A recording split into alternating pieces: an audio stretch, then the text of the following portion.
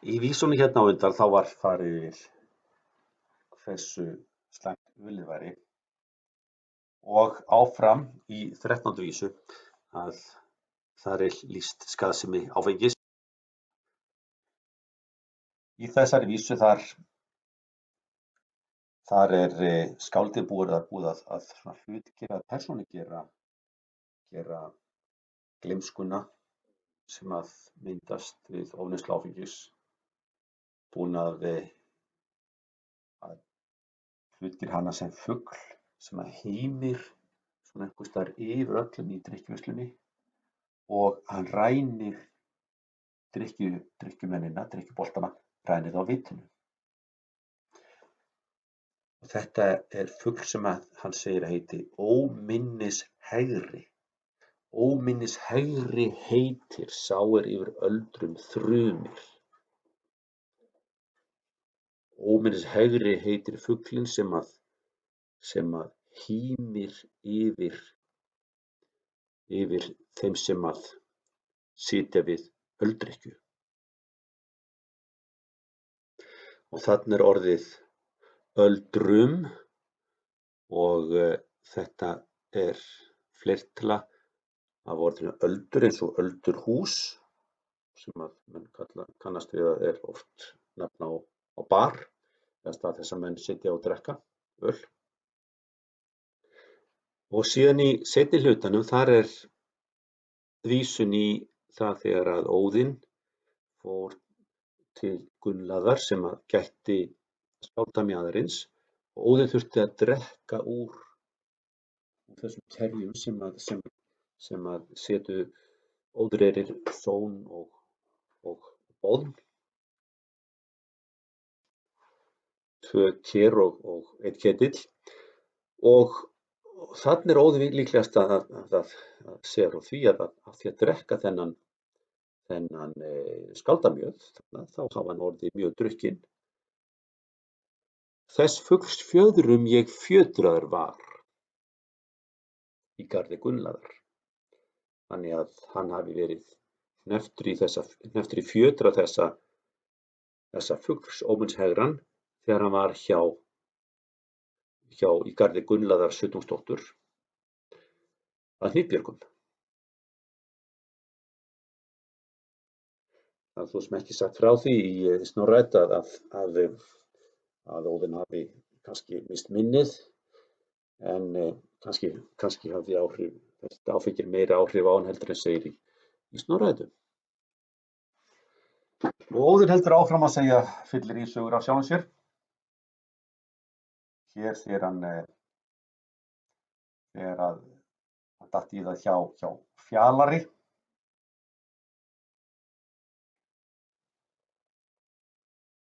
Og hér er kannski verið að vísa í þennan fyrri hluta af söguna af skáldamjöðunum, því að það var sagt frá því að það hefði verið 2 dvergar, Fjalar og Galar, sem að hefðu bruggað skáldamjöðin.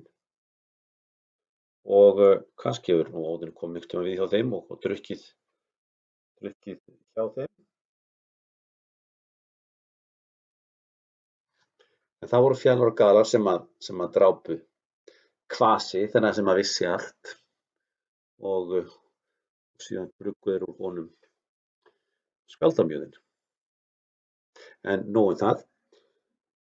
Ölur ég varð ofur ölvi að hins fróða Fjalars. Ég varð ofur ölvi á heimili hins fróða Fjalars.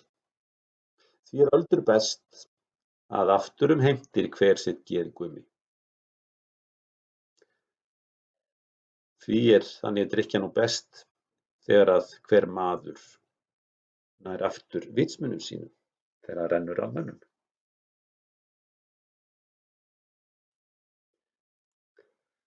En nóg um öldrykkjuna. Hér snúa menn sér að lífsgleðinni og hvað eiginleika fyrirmyndar þjóðfélagsins á að hafa, yfir hvað eiginleikum hann á að búa. Þagalt og hugalt skyldi þjóðans barn og vitjart vera. Þegna konungs eigi að vera fámált þagalt og hugalt, athugult og vígdjarft. Ekki vera hræddur við að fara í bardag, djarfur til vígs. Glaður og reifur skuli gumna hver uns sinn bíður bana. Þannig að lífið núna og menn eiga að vera glaðir og ánægðir þangað til að þeir deyja. Í fyrstu vísunum var vikið að mikilvægi þess að vera vitur og það eru margar útgáfur af viti. Það getur verið vitur á ýmsa máta og hugleysi. Það áhugamálum. Það bara heimskir menn sem forðast að leggja sig í hættu á vígvellinum. Því að þá með því að vera huglausir og forðast bardagann, þá halda þeir að þannig geti sloppið við dauðann. Ósnjallur maður hyggst munu ei lífa ef hann vígvarast. Þannig að heimskir menn þeir halda að þeir muni alltaf lifa ef þeir forðast að fara í bardaga. En elli gefur honum enginn frið, þótt honum geirar gefi. Ellin gefur honum ekki miskunn, þó svo að geirar spjót gefi honum miskunn. Þannig hér kemur fram þessi hugsun að það sé betra að deyja hetjudauða ungur heldur að deyja gamall og ekkert afrekað. Og líkt og Íslendingar svo eins og í Njálu, þá er það sæmdin sem skiptir miklu meira máli í þessu samfélagi en lífið. Í fyrri vísum var bent á hvernig menn ættu að haga sér þeir kæmu í hús og hér er lýst hvernig menn eiga að haga sér í veislum. Hér er lýst hvernig heimskingjar haga sér í veislum. Glápa bara, tala kannski allt of mikið eða kannski bara steinþegja. Kópir afglap er til kynnis kemur. Glápir heimskinginn þegar hann kemur til veislunnar. Þylst hann eða frumir. Hann talar mikið eða bara situr kyrr og þögull. Allt er senn ef hann silgum getur. Ef hann fær jafnskjótt bjór, ef hann fær, þegar það er strax farið að berja hann bjór og sem hann drekkur upp þá geðguma, þá hverfur nú fljótt geð hans eða hugsun. Þannig að þetta litla vit sem heimskingin hefur, það hverfur leið og hann fer að hella í sig áfenginu. Eins og í fyrri vísum þá er bent á mikilvægi þess að sitja ekki bara heima á rassgatinu heldur menn þurfa að ferðast og hitta fleira fólk. Sá einn veit er víða ratar og hefur fjöldum farið. Hverju geði stýrir gumna hver. Hér er sagt að sá einn öðlast mannþekkingu sem hefur ferðast víða og kynnst ólíku fólki. Slíkur maður hann lærir að greina á milli heimskingjanna og þeirra sem eru vitrir. Sá einn veit hverju geði stýrir gumna hver. Sá er vitandi vits, sá maður er vitur hann með fullu viti. Og framkoma í veislum skiptir miklu máli. Í veislum á maður að muna að halda ekki lengi á drykkjumálum, drykkjukerfum sem er að ganga á milli manna, heldur að maður að halda áfram að bera í næsta mann. Þannig að vissulega mikilvægt að drekka í veislum en þó að gæta hófs.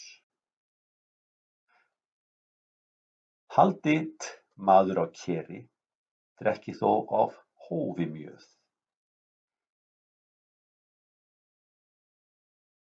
Haldið maður ekki á keri, þá maður þó samt sem áður að drekka hóflega mjöðin. Og mælið þarft eða þegi.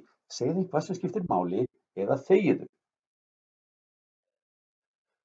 Ókynnis þess váar þig engi maður að þú gangir snemma að sofa.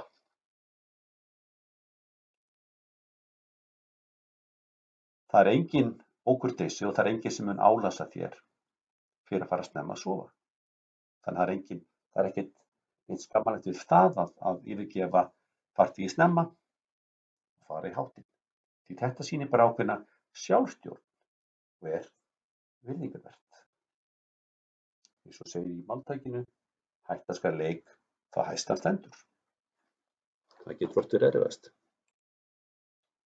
Það skiptir ekki bara máli að gæta hófs í drykkjunni.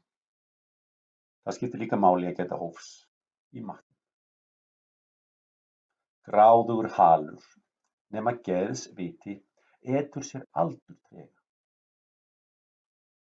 Gráðugur maður, hann étur sig bara í hel til dauða. Nema geðs viti, nemi hann gæti skynseminnar. Oft var hlægis er með horskum kemur, manni heimskum magi. Þannig að matgræðgin gerir heimskan mann oft hlægilegan þegar hann er á meðal vitura manna, á meðal horskra manna.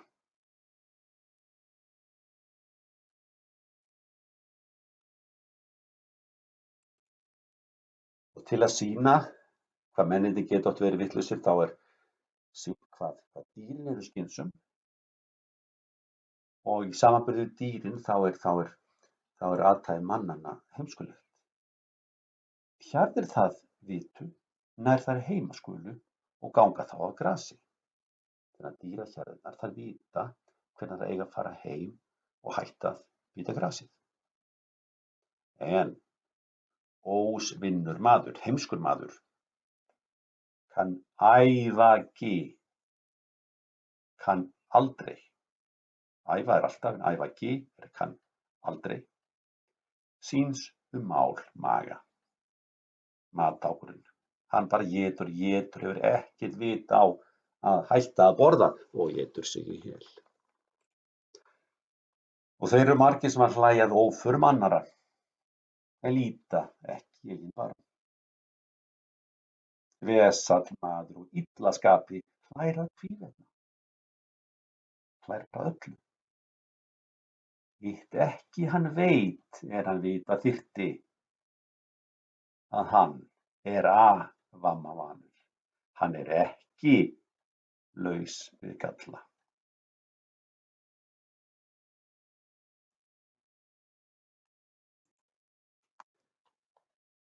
Og það gerir stundum að menn hafa áhyggjur og geta ekki sofið, en það er heimska. Hér segir hvernig tilgangslaust er að vera vaka yfir áhyggjunum á nóttunni. Það leysir engan vanda. Ósvinnur maður vakir alla nætur og hyggur að hvívetna hefur áhyggjur af öllu. Þá er móður að morgni kemur. Eftir að hann hefur ekki sofið neitt alla nóttina, þá er hann þreyttur. Allt er víl sem var. Áhyggjurnar eru þær sömu og voru áður. Það er mörg orð notuð heimska menn og þarna er áðan talað ósvinnur maður, en hér talað orðið ósnotur maður. Og þarna er rætt hvað sem geta verið trúgjarnir. Ósnotur maður hyggur sér alla vera viðhlæjendur vini. Og þetta er bara, þarna er síðan orðtak úr þessu. Ekki eru allir viðhlæjendur vinir. Þannig að þó svo að sumir brosi með þér og hlæja bröndorðum þínum, þá er það ekki endilega vinir þínir. Hitt ekki hann finnur, þó þeir mann fárles. Ef hann með snotrum situr. Hann finnur ekki þótt þeir hann fárlesi, þótt þeir tali illa hann, ef hann með snotrum situr. Þannig að viðhlæjendurnir, þeir hrósa heimsingjanum, brosa framan í hann, en það getur verið annað heldur en velvild undir brosinu. Ósnotur maður hyggur sér alla vera viðhlæjendur vini. Heimskingin heldur að þeir sem hann hlæja að honum, þeir séu vinir hans.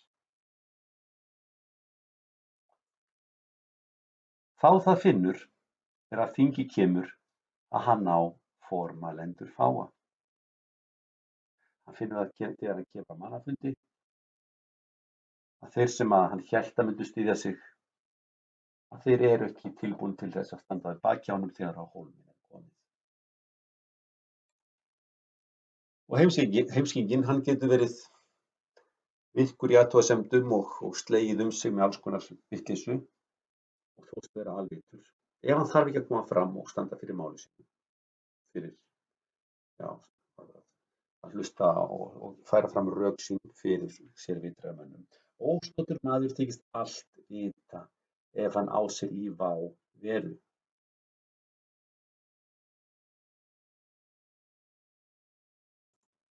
Vá veru er þá ef hann er einhvers staðar í skjóli. Hitt ekki hann veit hvað hann skal við kveða ef hans freista fýrar. Hitt aftur á móti veit hann ekki hvað hann á að segja ef að vitrari menn gagnrýna eða prófa hversu mikið hann veit. Og máltækið segir að þögn sé gulls í gildi og hér er fjallað um listina að þegja. Ósnotur maður er með aldir kemur. Heimskur maður sem að kemur í hóp manna og mannamót. Það er best að hann þegi. Enginn það veit að hann ekki kann. Það veit enginn að hann er heimskur, hann veit ekkert, nema að hann mæli til margt, nema ef hann talar alltaf mikið. Veit að maður hinn er vætki veit, þótt að mæli til margt. En vita ekkert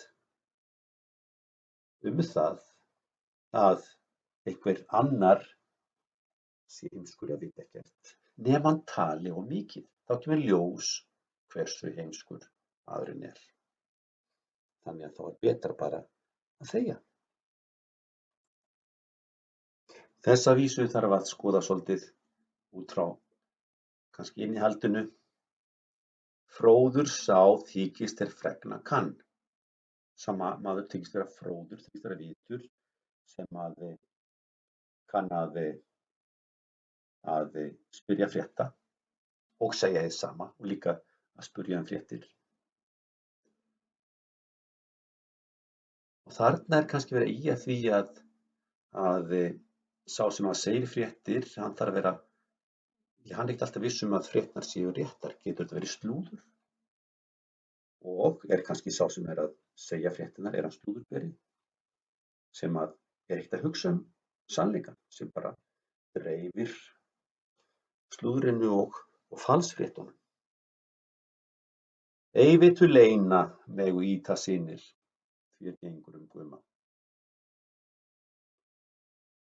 Menn mega engu leyna því sem að sagt er menn eiga að segja sannleikann. Kannski þessi síðasti hluti líka, kannski ábending það að hvað menn eru tilbúin til þess að slúðra. Ei vitu leyna megu ýta synir, því gengur guma. Vita á hversu slúðrið er algengt í heiminum. Og hér er bent á heimildirnar sem að voru notaðar. Sjálfsögðu er það ormurinn langi sem nýtist nú mjög vel í þessari yfirferð og notuð, en einnig voru þarna aðrar heimildir.